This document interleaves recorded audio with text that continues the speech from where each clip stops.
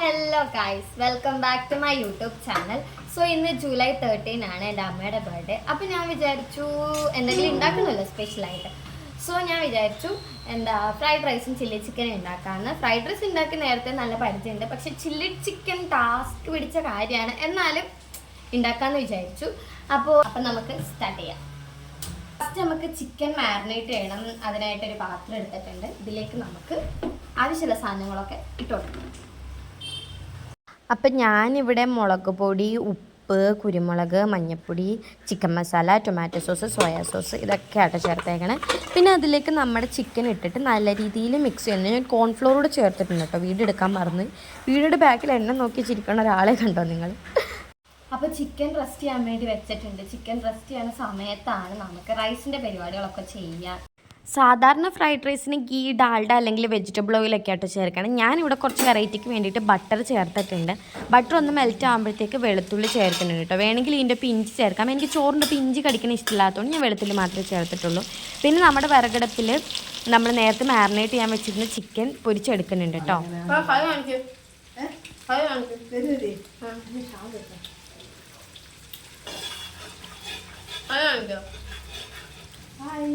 ബർത്ത്ഡേക്കാർ കാണിച്ചില്ലെന്ന് വേണ്ട, ഈ pink dress ഇട്ടേക്കുന്ന ആളാണ് എൻ്റെ അമ്മ. അപ്പോൾ ഒരു പ്രാവശ്യം ക്യാമറയിൽ കാണിച്ചിട്ട് പിന്നെ ക്യാമറയുടെ മുന്നിൽ തന്നെ എന്തൊക്കെയോ ചവച്ചുകൊണ്ടിരിക്കുകയാണ്. പിന്നെ അതിൻ്റെ ഒപ്പം ഞാൻ നമ്മുടെ ബീൻസും ക്യാരറ്റും കൂടി ആഡ് ചെയ്ത് കൊടുക്കുന്നുണ്ട് കേട്ടോ. ആഡ് ചെയ്ത് കൊടുത്തിട്ട് നല്ലപോലെ തന്നെ ഒന്ന് മിക്സ് ചെയ്തെടുക്കുന്നുണ്ട്. പിന്നെ അതിൻ്റെ ഒരു പച്ചമണം മാറുമ്പോൾ 5 മുട്ട ഉപ്പും കുരുമുളകും ഇട്ട് ബീറ്റ് ചെയ്ത് വെച്ചതും കൂടി ചേർത്തിട്ട് നല്ലപോലെ മിക്സ് ചെയ്യുന്നുണ്ട്. അതിൻ്റെ ഇടയ്ക്ക് ഫ്രൈ ചെയ്ത് വെച്ചിരുന്ന ചിക്കൻ്റെ ലിവറിനെ അടിച്ച് മാറ്റിക്കൊണ്ട് വന്നു, അത് കഴിക്കുകയായിരുന്നു. പിന്നെ അതിൻ്റെ ഒപ്പം തന്നെ നമ്മൾ പെപ്പർ ആഡ് ചെയ്തു, സോയാ സോസ് ആഡ് ചെയ്തു, ടൊമാറ്റോ സോസ് ആഡ് ചെയ്തു. എല്ലാം കൂടി ഇട്ടിട്ട് നല്ലപോലെ തന്നെ മിക്സ് ചെയ്തു. പിന്നെ റൈസ് കുറച്ച് ഹെവിയൊക്കെ ആയതുകൊണ്ട് ആ റൈസ് ഇടുന്ന വീഡിയോ ഒന്നും എടുക്കാൻ പറ്റിയില്ല. പിന്നെ കുറച്ച് ഉപ്പുറവായതുകൊണ്ട് കുറച്ചും കൂടി സോയാ സോസ് ആഡ് ചെയ്തു. അപ്പോൾ ആ ഉപ്പൊക്കെ ബാലൻസ് ചെയ്യില്ല. അങ്ങനെ റൈസ് ഇവിടെ സെറ്റായിട്ടുണ്ട് ഗൈസ്. പിന്നെ നമുക്ക് അടുത്തതായിട്ട് നമ്മുടെ ചില്ലി ചിക്കൻ ഉണ്ടാക്കാം. ബട്ടറിലേക്ക് കുറച്ച് ചിക്കൻ ഫ്രൈ ചെയ്ത എണ്ണയും കൂടി ചേർത്തിട്ട് ഇഞ്ചിയും വെളുത്തുള്ളിയും പച്ചമുളകും കൂടി ഇട്ട് നല്ല രീതിയിലൊന്ന് മൂപ്പിച്ചെടുക്കുന്നുണ്ട്.